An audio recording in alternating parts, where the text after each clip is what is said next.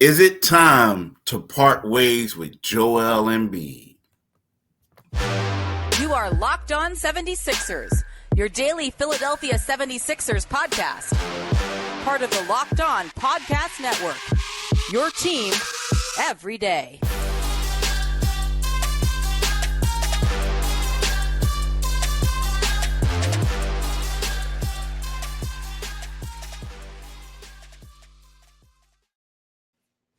Thank you for making Locked On 76ers your first listen every day. We are free and available wherever you get your podcasts and on YouTube. Part of the Locked On Podcast Network, your team every day.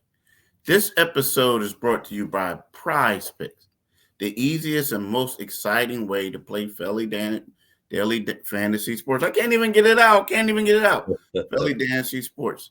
Go to prizepicks.com/LockedOnNBA and use the code all lowercase LockedOnNBA for a first deposit match up to $100. That's the thing that y'all really wanted me to get out. Don't forget mentioning the money that you can win for PrizePicks, right? But hey, what's up, y'all? I'm Keith Pompey. This is my right-hand man, John Mitchell. We are the co-hosts of Locked On 76ers. We got a lot to talk about. You know what? So there's a lot of people, not a lot, but there are some people who think that the 76ers cannot win the championship with Joel Embiid. They think it's time to part ways with the reigning MVP, the most dominant player in the league, and get some picks. So we're going to talk about that first. And then afterwards, we got to preview this game tonight against the Lakers, right? It's going to be a tough one. Is it a winnable game? Yes, it is, but it's going to be a tough one. But the thing about Embiid, I get where the people are saying. So when you look at Embiid has an injury history.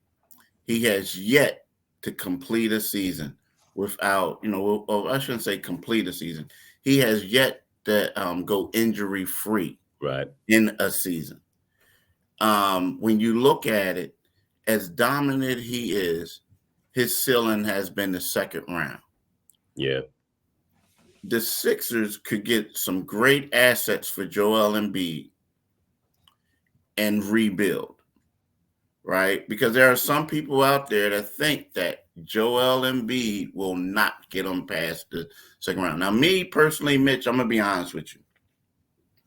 I don't think you're going to get equal value back for Joel. When I look at Joel, I look at a guy and I say to myself that this guy right here is the most dominant player in the game right now in regards to being unstoppable in the post and doing the things he can. He's 7'2". He's around 300 and something pounds. They got him listed as 280, but I mean, not to say the guy's not fat, but he's a big man. So he would be way heavier than 280. But when you say that, he can do things that a guard can do. He can put it on, he can spin, he can do everything a guard can do. So when we looked at the New York Knicks were willing to give him Julius Randle and a couple other people who have since been traded for him. That wasn't moving the needle at all. There's going to be a lot of deals that are not going to move the needle at all. So when you look at it, Embiid, even if you do trade Embiid, let's say if Embiid was traded to the Miami Heat, let's say if Embiid was traded to the New York Knicks, then all of a sudden they will be championship contenders. They'll be a favorite to win the championship title.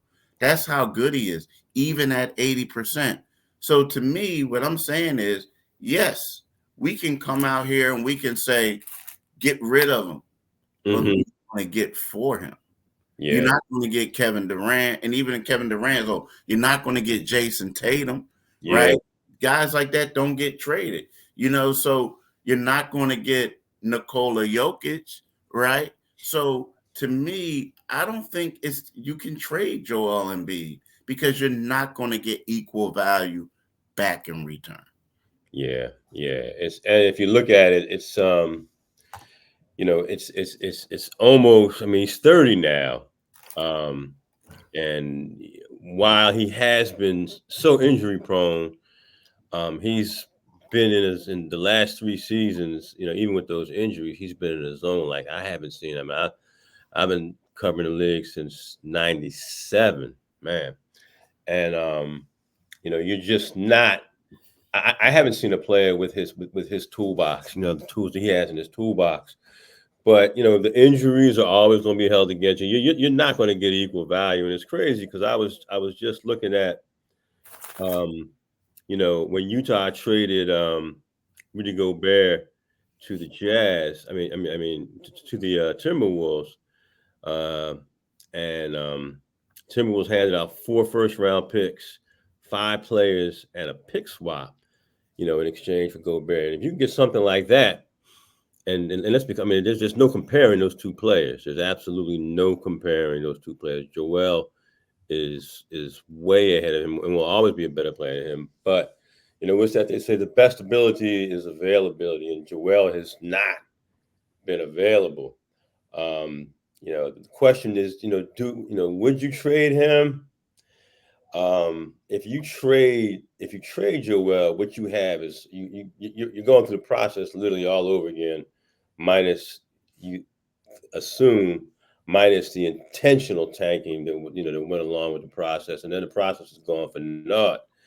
I think we have to look at this from 2024 moving forward. The injury history is what it is, but how do you replace a player like that? The way he's played the last few seasons, and as good as they were this year, I think it's hard for a general manager.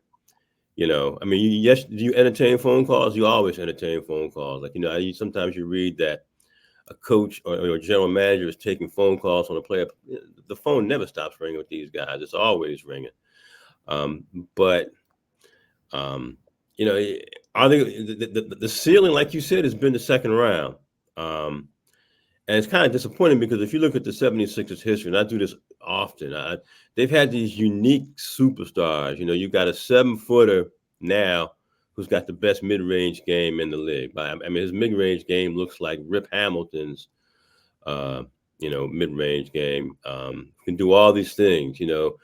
Prior to that, you had a 6-foot Allen Iverson, but you didn't effectively build around him to get to the title. Granted, Shaquille O'Neal and Kobe Bryant, all timers, were standing in his way. And prior to that, you had Charles Barkley, a 6'4" power forward, and you couldn't, you couldn't build properly around Charles. I never will forget who was that player. Charles said that called him Charles Shackelford.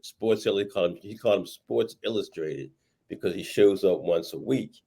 And so the 76ers have just never been able to effectively build around these unique talents, not just generational talents, but just unique talents that are like outliers. So what could you get for Joel? And if you probably can't get the haul that you got from Rudy Gobert, but we say that you get to a point, and you touched on it in your mailbag, in the Inquirer. If there's a team that's right at that point, if they're right there where they say, we need, this guy, what kind of assets are we willing to give up for him? And then the Sixers question is, well, do we chuck it off? Because that's where they are. If you trade him, it's really back to the drawing board. You're building the drawing board before you even get to the drawing board. Here's the funny thing about the Sixers. So right now the Sixers are in 8th place, right? In the Eastern Conference standings. Joel Embiid, he's been injured since he last played on January the 30th against the Golden State Warriors, right? So we think about this. So with Joel Embiid, the 76ers were Eastern Conference contender. Mm-hmm. Eastern Conference. They're one of the best teams in the NBA with Joel Embiid and a bunch of dudes on minimum salary contracts or expiring deals. I know where you're headed with this. Without Joel Embiid, they're what? A lottery team.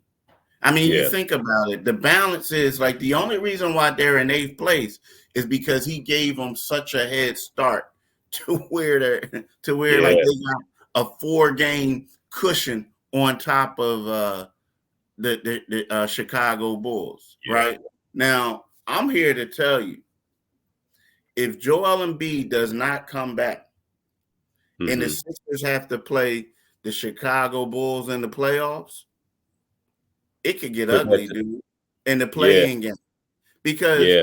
we look at it right now. So, like, what I'm saying is, the reason why I'm saying that is, like, I don't think they're better than the Bulls right now without Joel Embiid, because you got that Drummond factor. So Right. I know I'm talking forever on that, but to me, that just tells you how important he is to the 76ers. And unless you really want to just give this whole thing up, just Yeah. start over and reboot it. And that's what it I don't is. know if you really. I don't know if you will. If you really, I'm talking about if you really want to Right. get rid of this dude, because if not, it's going to get ugly. Yeah, because if you get rid of him, you have blown it up. You have really blown it up. So right now, I want to talk about PrizePicks. PrizePicks is America's #1 fantasy sports app with over 3 million members. We are the easiest and most exciting way to play DFS. It's just you against the numbers. You pick more than or less than on 2 to 6 players, player stat projections, and watch the winnings roll in. It's demon time on PrizePicks. You can now win 100 times your money with as little as 4 correct picks. You can turn $10 into $1,000. Demons and Goblins are the newest and most exciting way to play at PrizePicks. Squares marked with red demons or green goblins get you different payouts. You can now win up to 100 times your money with as little as 4 correct picks. So go to prizepicks.com/LockedOnNBA and use LockedOnNBA for a first deposit match up to $100. That's prizepicks.com/LockedOnNBA for a first deposit matchup of $100.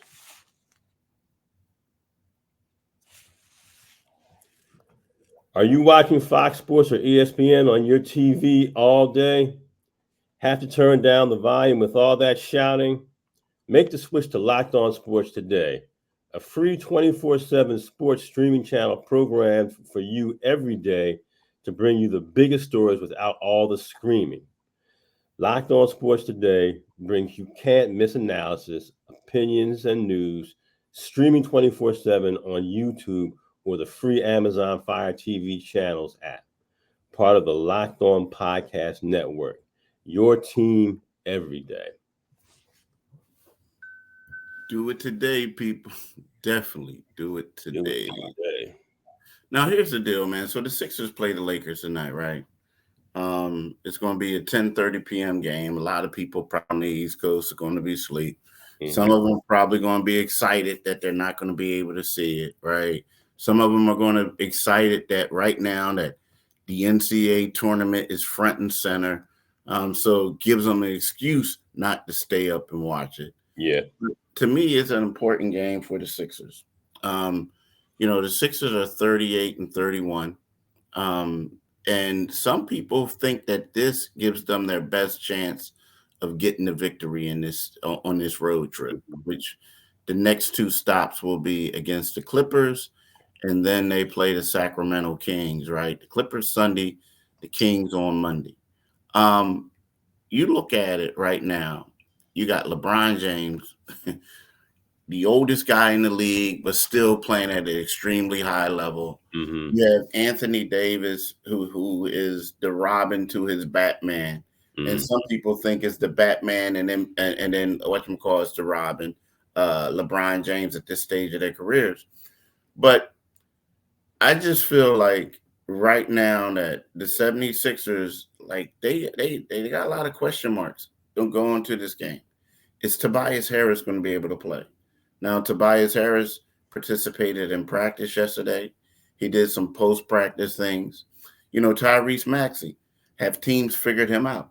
I mean, it was one of those situations where The previous couple of games before they lost to Phoenix on Wednesday, teams were like blitzing them in the fourth quarter. Well, Hmm. Phoenix said, forget that. We're going to start from the gate and get him out of his game, Yeah. right? Take the head of the snake, right? So then from there, like you look at it like, oh, Paul Reed. Paul Reed has been balling up until like the last four games, and he's been struggling. Like he's shooting like 11 or something like 13% from free those last four games. So when you factor in all the things that has to happen, not only are they playing against the Lakers team that just as hungry to stay out of the play-in tournament like they are, the Sixers have a lot of question marks. And I don't know if they're going to get all these questions. Well, they're going to get them answered tonight, but I Yeah. don't know if they're going to get the answers that they think that they need and that will help them excel or help them win a game. Yeah. Yeah. I think that the Lakers are coming off about 3 or 4 days rest. They'll be rested. Um, they'll be at home, and they look like a playing. It looks like they're going to be a playing team as well. Well, yeah, I think they'll be a playing team.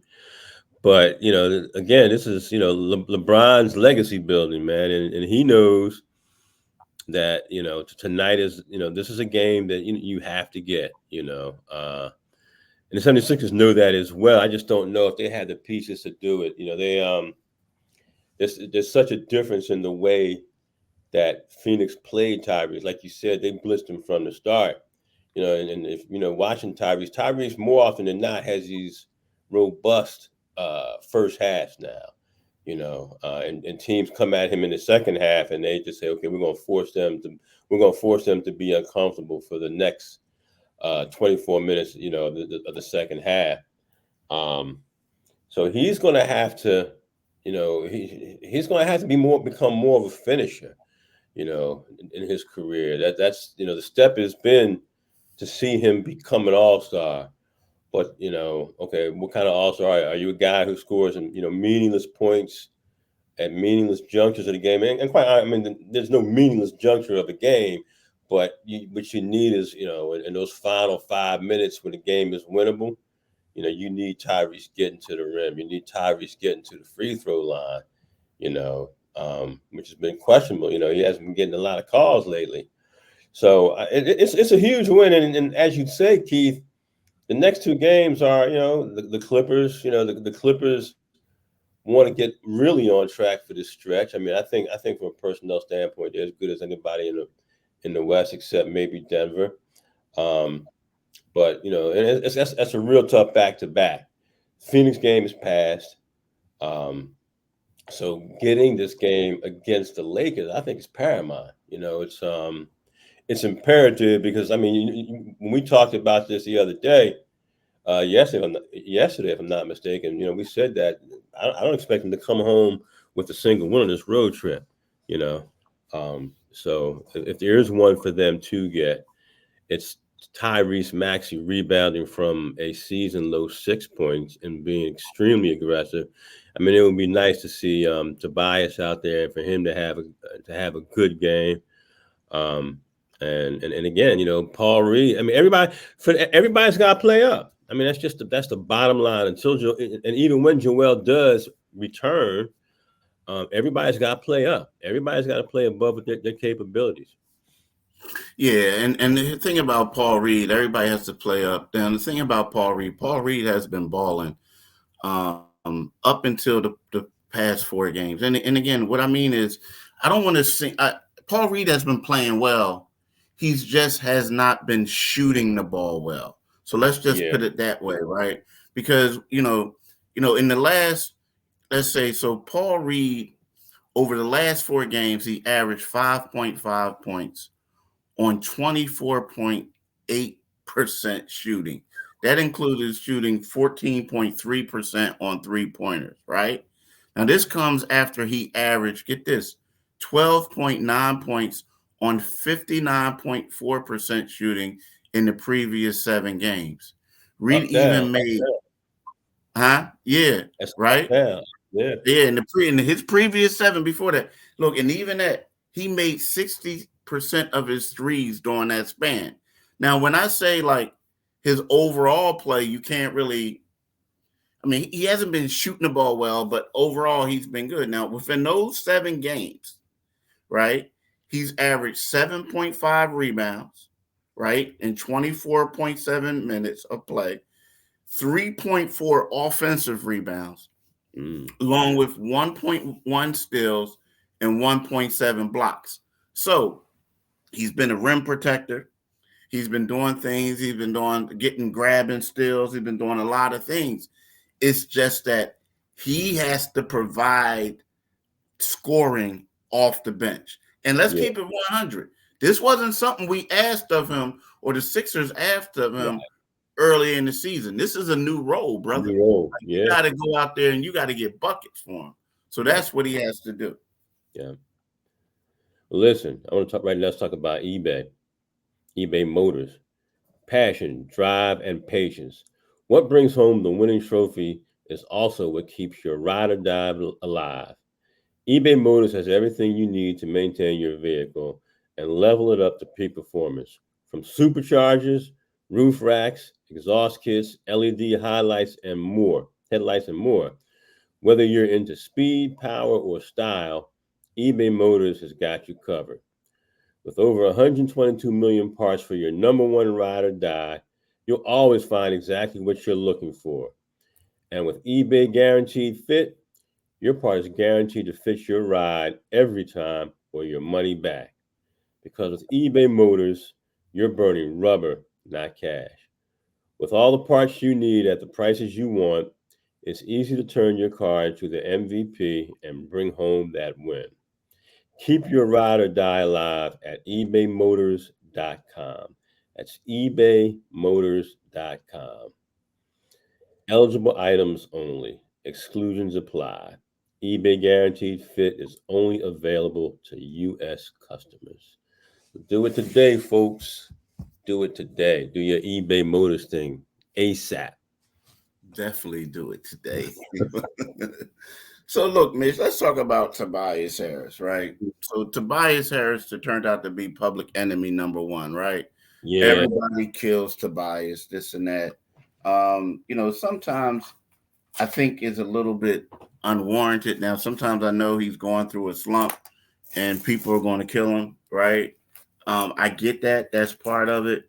But do you think Tobias has value? I mean, a lot of people think in Philly, they've been extremely critical, like thinking that the team is better off without him and all this other stuff. I don't see it that way. I see like he needs to be a little bit more aggressive and do things. But do you think he has value? Do you think he has value? Do you think he's a benefit for this team? I do. I mean, as much as I'm critical of him, I mean, you are critical. I'm critical of him, and he's questionable even when he plays. But the thing about Tobias is that when he is in that number, he's firmly the number 3 guy on the squad now. Now when we turn TV on, this for the past since January 30th, you wanted him to be the number 2 guy, which he's tried to fit into that role, but when you have a monster out there like Joel Embiid, he can be a good number 2. Tyrese is a better player than he is. Tyrese has more value than he does. Tobias is cursed by contract. Congratulations for my man for gaming the system and getting a fantastic contract, the likes of which very few have seen. Hey, shout out to you, Tobias. I'm trying to get on your plan, bro. But the reality of the reality of it is when you need, like I keep saying, guys have to play up, and he has to play up, and I think he's capable of it. What disappoints me is those games where where he is not being aggressive, because early on in the season, from October to January, he had more games where he was aggressive. We weren't begging for him to be aggressive, but on those games when he's get 3 points and he's like 2 for 9, you know, if anything, keep shooting the ball, man. So, start attacking. Hope, try and get to the free throw line. But where's Tobias right now? He's a shaky number 2. And then, the thing is, they desperately need him. I mean, a lot of times Kelly Oubre has really looked like their number 2 as opposed to Tobias. So, he's again, shout out to you, Tobias, for getting that contract, bro. And it's not your fault that you're not living up to it, because you didn't steal the contract. They awarded you that contract. So Yeah, that's where I am with him. yeah. It's funny, not funny, but I hate saying I say that word a lot, and people think I'm being critical or joking. But I would have to say that I would have to say that right now I'm trying to go over compare stats since Joel Embiid has been out. But since Joel Embiid has been out, Kelly Oubre has averaged 17.4 points, right, on 41% shooting. Now, he's only shooting 25% on three-pointers, but he's averaging 17.4 points in 32 minutes. I take that back. He played in 22 games with 17 starts since Embiid has been sidelined, right? He's averaging 1.7 assists, 5.5 rebounds, 0.8 block, right? He's been blocking the ball, having a lot of success lately. So when you look at Kelly Oubre, you can say that he has, since Joel has been out, he has supplanted Tobias Harris as the number 2 option, right? Yeah. And why has he done that? Because he's been way more aggressive. Like, Right. Kelly is playing like a guy who's saying to himself, you know what? I'm not about this minimum contract life. I'm not about this life, right? I'm trying to get paid. That's what he's playing like. And but at the same time, you look at Tobias, and when I see Tobias, I see a guy that is kind of like sort of, you know what? This is my block. Like, I'm living on this block. I'm doing whatever I can, and now all of a sudden I'm happy, and you got new people moving in talking about, hey man, I know that's your car, but this is my parking spot. This is my parking spot now. And you're saying to that person, like, bruh, if you don't back up, but then they take it over. So in other words, what I'm saying is, Tobias, I feel like he got a little bit comfortable in his role. Now you got these new dudes, Joel's out, and everybody else is trying to get paid. They're not passing the ball. They're not doing whatever. So listen, over that same stretch, I got it. Tobias played in 17 games because, he missed a couple. He started in all 17. He's averaging 15.7 points, right? He's averaging 6.8 rebounds, 3.2 assists, 1.4 steals, and 0.6 block, right? He's playing 33 minutes. Now, here's the thing. He's shooting 44.9% from the field and 29.7% from free.